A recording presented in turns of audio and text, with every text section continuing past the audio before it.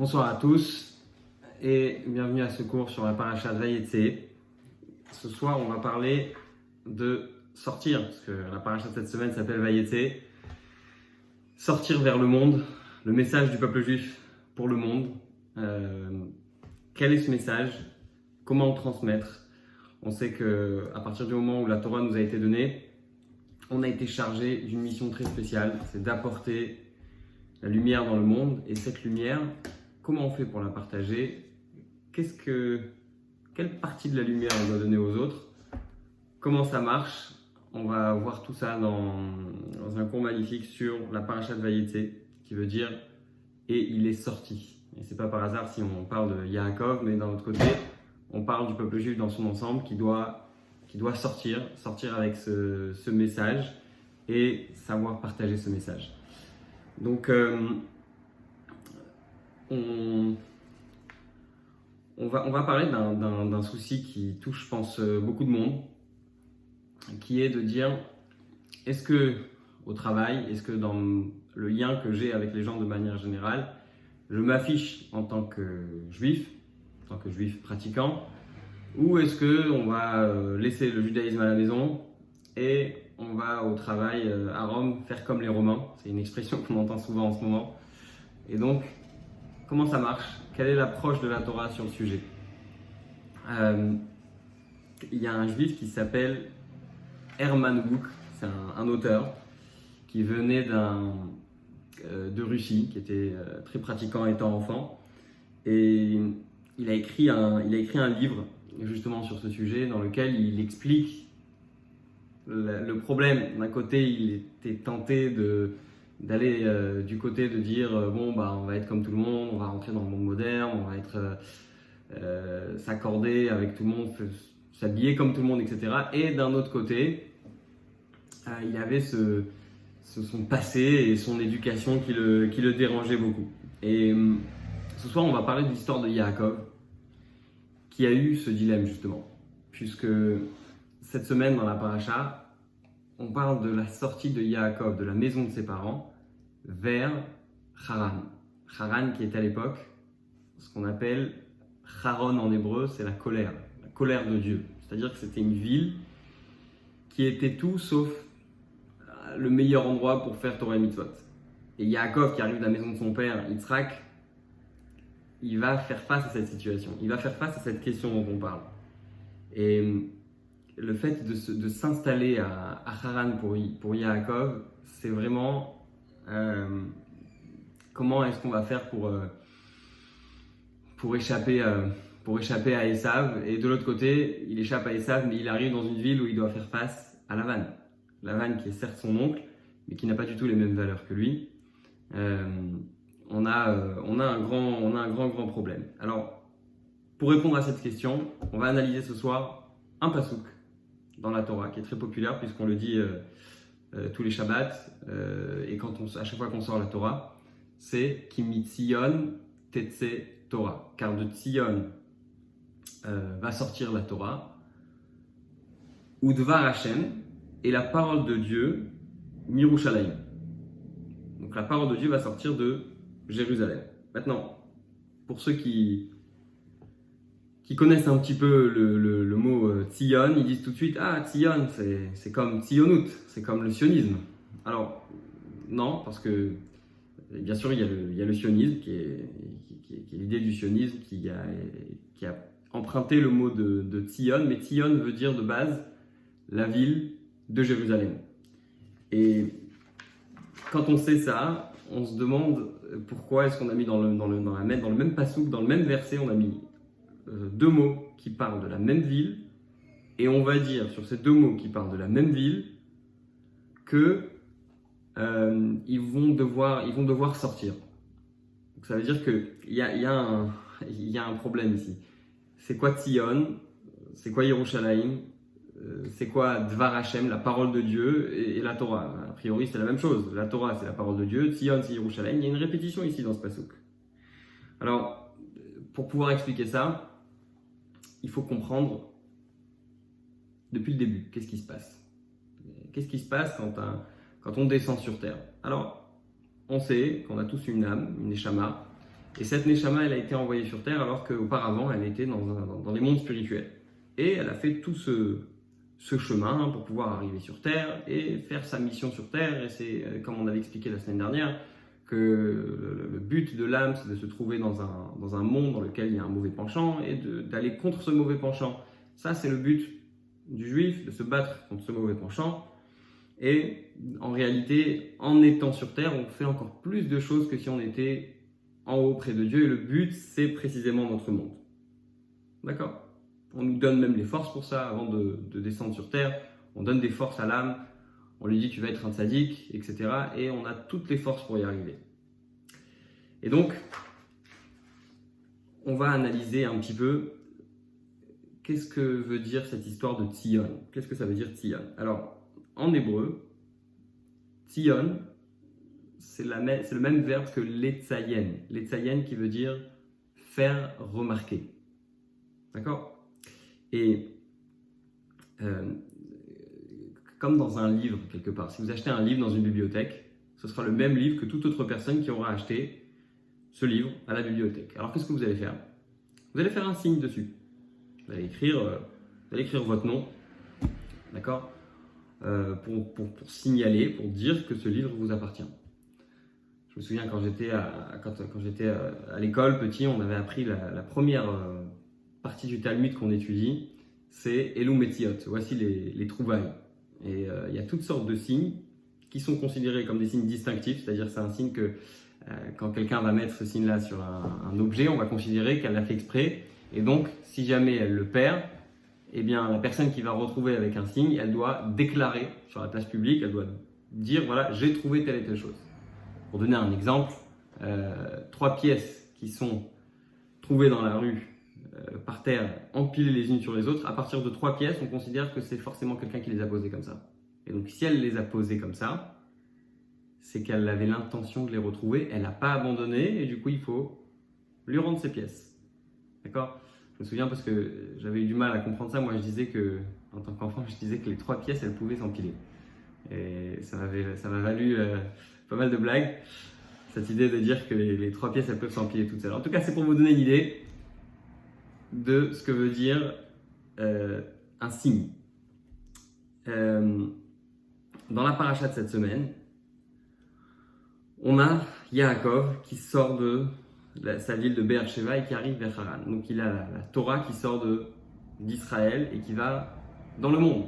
Alors comment on fait? La première chose, c'est faire en sorte, en tant que juif, d'être un signe. C'est-à-dire que on est comme tous les autres livres, pour reprendre l'exemple qu'on a donné tout à l'heure, mais on a quelque chose de différent. Il y a un signe qui fait de nous quelqu'un de particulier. On a un signe, on porte le signe de Dieu, on montre qu'on est des représentants de Dieu sur terre. Donc ça, c'est premier niveau. On reste qui on est, mais on a, avec nos valeurs, un message à faire passer. Très bien. C'est bien, mais il y a un deuxième niveau. Quel est ce deuxième niveau? Très simplement, Rabbi Abba nous enseigne que Beth Shammai et Beth Hillel, vous les connaissez sûrement, quand on étudie la Gemara, on entend souvent parler d'eux, ils sont tout le temps en train de se contredire. Quentin il dit noir, l'autre il dit blanc, et en général, il y en a toujours un qui est plus pointilleux que l'autre. Il y a toujours un qui va dire non, il faut faire les choses, il faut être plus strict. Beth Shammai est toujours plus strict, alors que Beth Hillel est toujours plus cool, plus facile. C'est toujours plus facile avec Beth Hillel. Et le problème, c'est de savoir qui on va écouter. Est-ce qu'on va écouter Beth Hillel? On va écouter Beth Shammai. Alors, à chaque fois, les deux, chacun défendait son opinion. Et à un moment donné, il y a une voix qui est sortie du ciel, alors que les deux disaient non, la halakha elle est comme moi, l'autre disait la halakha elle est comme moi. Il y a une voix qui est sortie du ciel qui a dit les deux ont raison. Pour reprendre l'expression Elou va Elou divrei Elokim Chaim. Les deux disent des paroles qui sont divines, mais la halakha est comme Beth Hillel. On dit qu'à Mashiach, quand Mashiach arrivera, on écoutera Beth Shammai. Bon, en tout cas, jusqu'à ce que Mashiach arrive, la halakha elle est comme Beth Hillel. Ce qui soulève une question.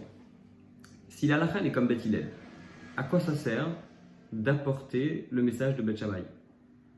Ah oui, de toute façon, c'est pas lui qui a raison, c'est pas ce qui va être retenu dans la halakha. Donc si c'est pas ce qui va être retenu dans la halakha, à quoi ça sert d'apporter l'opinion de Beth Shammai? Et en réalité, la question, elle peut être amenée dans toutes les idées qui sont amenées dans la Gemara. On a des fois des débats qui durent des pages et des pages, et finalement, on va voir qu'il n'y a qu'une seule personne qui va avoir le dernier mot et qu'on va écouter, qu'on va retenir.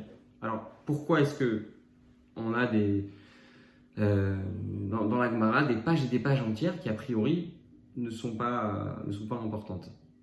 Eh bien, la réponse, c'est que oui, elles sont importantes. Pourquoi elles sont importantes? Parce que, prenons l'exemple des études scientifiques. On va essayer un vaccin, un médicament, etc. Et pendant des années, on va faire des essais. Et les essais vont être négatifs. Il y a une règle qui dit qu'un résultat négatif, c'est aussi un résultat. Pourquoi? Parce que pour arriver à une conclusion, on est obligé d'apporter toutes sortes d'arguments et à la fin, on a un résultat qui est le bon résultat. Mais pour arriver à ce résultat, on est obligé de passer par là. D'ailleurs, c'est un peu la différence qu'on donne sur les deux Talmuds. Vous savez, on a le Talmud de Jérusalem et le Talmud de Babylone. Si vous ouvrez le Talmud de Babylone, le Talmud Bavli, qui est d'ailleurs celui qu'on étudie en général, eh bien, vous avez beaucoup de discussions. Il y a des gens qui sont d'accord, d'autres qui ne sont pas d'accord, etc. Ça peut durer des pages pour savoir comment définir, justement on parlait tout à l'heure de Yehush, de l'abandon. Il y a toute une discussion pendant 5 pages là-bas dans ce chapitre, à savoir qu'est-ce qui est considéré un abandon. Est-ce que la personne elle a besoin d'être consciente forcément ou pas, et on apporte des preuves, et oui et non, etc. Alors que si vous ouvrez le Talmud de Jérusalem, vous avez tout de suite des conclusions. C'est-à-dire que il n'y a que des halachot. Voilà, on établit que la halacha elle est comme ci, que la halacha elle est comme ça, etc. Pourquoi je rapporte ça? Parce que concrètement, on a choisi de prendre le Talmud de Babylone plutôt que le Talmud de Jérusalem comme référence. Pourquoi? Parce que quand on a tous ces éléments et toute cette logique et ces idées qui sont apportées les unes après les autres et on sait ce qui n'a pas été retenu, ça nous permet de comprendre ce qui a été décidé finalement. C'est-à-dire que quand il n'y a pas de discussion, quand il n'y a pas de débat, on n'est pas capable de comprendre finalement quelle est la vérité. Et donc c'est pour ça qu'on a retenu précisément le Talmud de Babylone. Donc ça c'est la première chose à comprendre et c'est finalement ce qu'on va appeler l'idée de Tzion. On va y revenir. On a ensuite un pasouk, pour ceux qui ont le livret, ils peuvent suivre dans le livret, le texte numéro 7. C'est écrit dans le traité Shabbat, dans la Gemara, que des jours vont venir et les gens vont avoir faim vers la parole de Dieu. Et la Gemara demande, quelle est la parole de Dieu? Oui, on avait dit tout à l'heure, Kimi Tzion Tetse Torah, car de Tzion, la Torah va sortir, ou Dvar Hashem est la parole d'Hashem, Mirushalayim de Jérusalem. Et donc là, la Gemara va définir qu'est-ce que ça veut dire Dvar Hashem. Dvar Hashem zu halacha. La parole de Dieu, c'est-à-dire la halacha. Et en réalité, le problème, et on a déjà parlé dans les cours précédents, c'est que tant que on se laisse pas imprégner complètement du message, on ne se laisse pas imprégner complètement de la parole de Dieu, ce qui est le cas avec Tzion, donc l'idée de la Torah, le débat, etc., tant qu'on n'est pas arrivé à la conclusion, eh ben, on a encore quelque chose face à la parole. Alors que Yerushalayim, c'est l'expression de Yira Shalem. Si vous prenez Yerushalayim, c'est 2 mots. C'est Yira d'un côté, la crainte, Shalem, complète. C'est-à-dire qu'il y a une liaison avec Dieu, c'est synonyme d'une liaison avec Dieu qui est très forte. Et tant qu'on garde notre personnalité, on n'est pas capable de comprendre vraiment la personne. C'est valable dans la Torah, mais c'est valable dans tous les domaines de la vie. Si vous avez en face de vous quelqu'un avec qui vous discutez et qui n'est pas capable de vous écouter, vous n'allez pas pouvoir discuter avec lui. Il y a 2 façons d'étudier. La première façon, c'est d'essayer de comprendre quelque chose. D'accord? On essaye de réfléchir, on va lire un livre et on va s'intéresser au contenu de ce livre. D'accord? Ça, c'est le premier niveau. Le deuxième niveau, c'est d'essayer de savoir, avec ce qu'on va lire dans ce livre, quelle va être la conclusion. D'accord ? Pour donner un exemple simple, vous avez un tribunal qui doit juger un accusé, quelqu'un qui a été inculpé de meurtre, et les juges vont discuter de qu'est-ce qu'on doit faire avec cette personne. C'est un cas de figure. La deuxième possibilité, c'est des étudiants en fac de droit qui vont discuter de quelqu'un qui est inculpé de meurtre et le professeur va discuter avec les élèves. C'est certain que les forces investies par les personnes qui se trouvent dans un tribunal pour juger quelqu'un concrètement vont être bien plus grandes que les personnes qui se trouvent dans une école.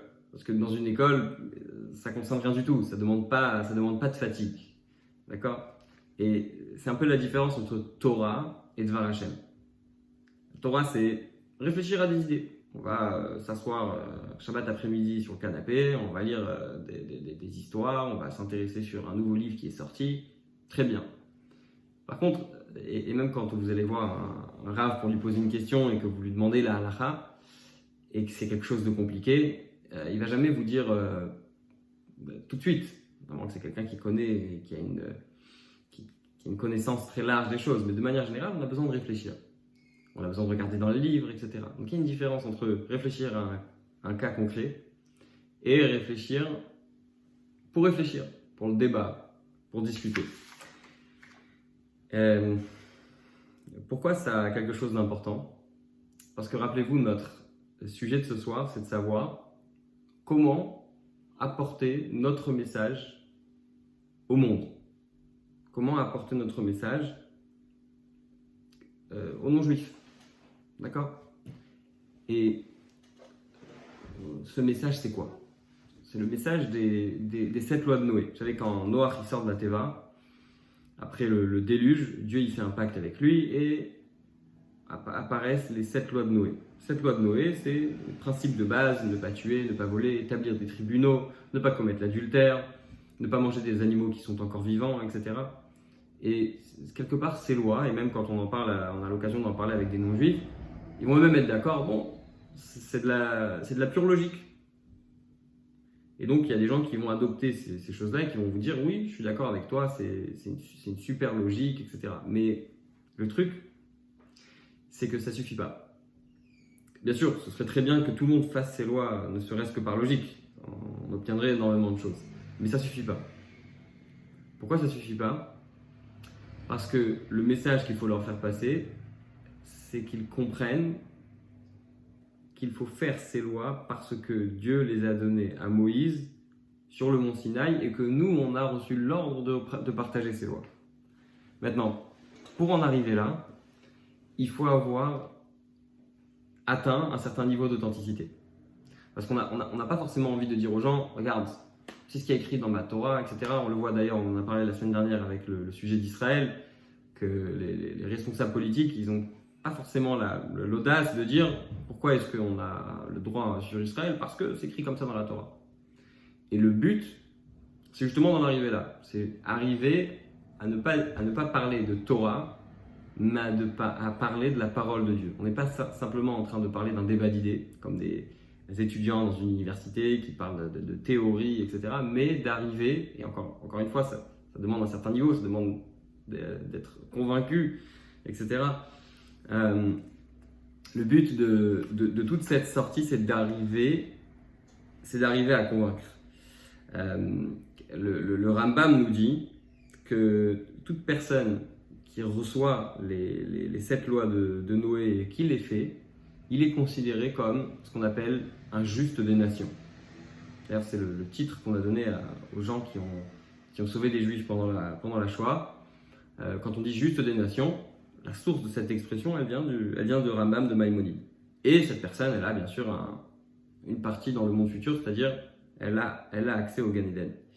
Et juste une seconde.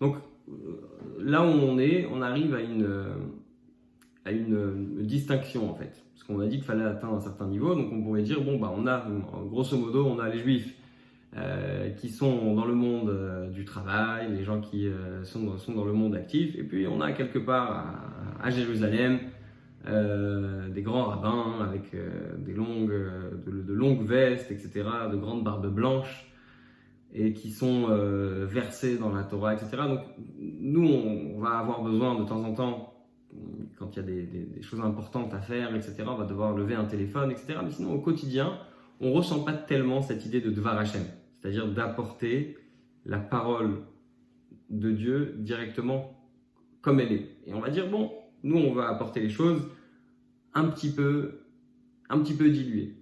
Et la recherche de cette authenticité, le fait de faire les choses à 100% et pas à 10%, elle est très importante. Et tout ça, on le retrouve dans la vie de Yaakov. Comment on le voit dans la vie de Yaakov? Qu'est-ce qui se passe dans la paracha de cette semaine? Yaakov quitte ses parents. Il quitte ses parents parce que son frère Esav est énervé contre lui, il veut le tuer. Sa mère lui dit quitte la maison, attends d'arriver chez ton oncle, va te marier là-bas, et puis ensuite, quand ton frère se calmera, tu reviendras. Je parlais avec quelqu'un hier, il me disait, dans la vie, il n'y a rien qui est plus fort que le temps. Tu vois, il me dit, regarde, même dans la paracha de la semaine dernière, vous voyez cette idée que Rivka dit à son fils, t'inquiète pas, tu reviendras, ton frère se calmera et tout va bien se passer. C'est-à-dire que des fois, on a envie de pousser les gens à faire quelque chose, on a envie de s'investir pour que les gens ils avancent, etc. Mais des fois, il faut juste être patient et le temps va faire son travail, il le fait mieux que tout le monde. Donc, qu'est-ce qui se passe avec Yaakov?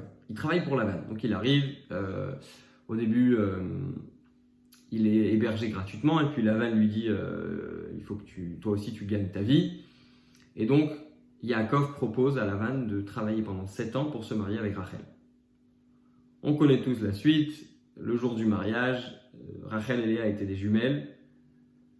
Lavan donne à Yaakov Léa à la place de Rachel. Yaakov va travailler 7 ans en plus. Il aime tellement Rachel que la Torah nous dit qu'il ne sent même pas 7 jours passés. C'est 7 ans passés, il pense que c'est 7 jours. Et à un moment donné, Yaakov se dit, bon, j'ai travaillé pendant 14 ans, maintenant il faut que je travaille aussi pour pouvoir nourrir ma famille, il faut que je puisse repartir avec quelque chose. Et là, il fait un deal avec Lavan. Il lui dit, je vais prendre tous les animaux qui sont tachés. Tous les animaux qui sont tachés, je me les réserve. Pas de problème. Yaakov va prendre des bâtons en bois sur lesquels il va enlever l'écorce. Et il va les poser à côté là où les animaux boivent. Et du fait que les animaux voient ces bâtons quand ils vont boire, etc., eh bien, les animaux vont avoir des enfants qui sont tachés. Et puis Lavan se rend compte et du coup il va changer les règles, etc. Bon. Avec le temps, Yaakov a réussi à avoir un bon troupeau, d'avoir de quoi nourrir sa famille, etc. Et puis un jour, il décide de partir. Ses femmes le suivent, les enfants le suivent, etc. Il avance et là, on prévient Lavan que Yaakov s'est enfui. Donc Lavan va suivre Yaakov, essayer de le rattraper. Et quand il le rattrape, il lui fait un reproche. Il lui dit, écoute, je comprends pas pourquoi tu es parti, etc. Il lui dit, les enfants sont mes enfants, etc. Alors c'est cette partie-là qu'on va analyser et on va voir toute cette idée dont on a parlé auparavant, l'idée de Torah et l'idée de Dvar Hashem. On va voir tout de suite. Donc, je reprends les versets, pour ceux qui veulent suivre. On est dans Bereshit chapitre 31 et les versets 36-41. Yaakov, il dit à Lavan, qu'est-ce que j'ai fait de mal? Il lui dit, tu as cherché dans toutes mes affaires, puisque une des raisons pour lesquelles Lavan était énervé, c'est parce qu'on lui avait pris ses idoles. Et donc Lavan est très énervé. Et Yaakov, il lui dit, je comprends pas, tu me fais pas confiance? J'ai travaillé pour toi pendant 20 ans. j'ai toujours fait ce qu'il fallait, j'ai travaillé dans le froid. S'il y a un seul problème, ça ne peut pas venir de moi. Ça, c'est ce que Yaakov dit à Lavan. Et qu'est-ce que Lavan il lui dit? Qu'est-ce que Lavan va lui répondre? Il lui dit, écoute, t'es bien gentil, mais les filles sont mes enfants, donc les femmes sont mes enfants, les fils sont mes fils, parce qu'il voulait s'approprier en fait tout ce que Lavan avait, tout ce que Yaakov avait. Et finalement, il finit par lui dire, bon, tu sais quoi, viens, on fait un pacte, viens, on fait une alliance. Et en fait, ce qu'il faut réaliser ici, en fait, c'est que Yaakov, il a avancé des propos. Il a dit d'abord à Lavan, j'ai été honnête avec toi, etc., etc. Mais quand est-ce que Yaakov, il a réussi à prouver son point avec Lavan? Quand il lui a montré son honnêteté profonde. Vous savez, on dit que les Havot, les patriarches, on les appelle la charrette. Vous savez, comme une charrette qui ne décide pas où elle va aller. Eh bien, pareil, les patriarches avaient une telle connexion avec Hachem, avec Dieu, qui faisait que toutes leurs décisions, tout ce qu'ils faisaient dans leur vie, c'était orienté à 100% par la volonté de Dieu. Alors, c'est un niveau très très haut, mais c'est le niveau des Havot. Et ça nous rappelle un peu cette idée de Yerushalayim, de Yira Shalem, cette crainte complète. Et pourquoi on parle de crainte complète ici? Il y a des moments dans la vie où il y a des tests. On les a tous, dans le travail, dans la famille, etc. On a des fois, on éprouve certaines difficultés à faire des choses. Ou des fois, à ne pas faire des choses. J'ai envie de dire plus souvent à ne pas faire certaines choses. Yaakov, il aurait eu toutes les raisons de trahir Lavan. Vu le comportement que Lavan il a eu avec lui, vu le manque d'honnêteté de Lavan, Yaakov, il aurait vraiment pu faire ce qu'il voulait avec Lavan. On lui aurait donné à 100% raison. Mais c'est pas ce que Yaakov décide de faire. Yaakov, il décide de se donner jour et nuit. On a dit pendant la nuit, pendant les moments où il faisait très froid, etc. Yaakov, il dit j'ai mangé de la glace. D'accord? Et pourtant, il n'était pas obligé de faire ça. Mais quand il l'a fait, il a fait preuve d'une crainte de Dieu qui est d'un niveau très très élevé. Quelle est cette crainte de Dieu? Tout simplement, il y a un moment de test. Il y a un moment où on peut se dire, bon bah, de toute façon, tout le monde autour de moi a fait n'importe quoi. Et puis, de toute façon, tout le monde le fait. C'est une phrase qu'on entend tellement aujourd'hui. Tout le monde le fait, alors moi aussi je vais le faire.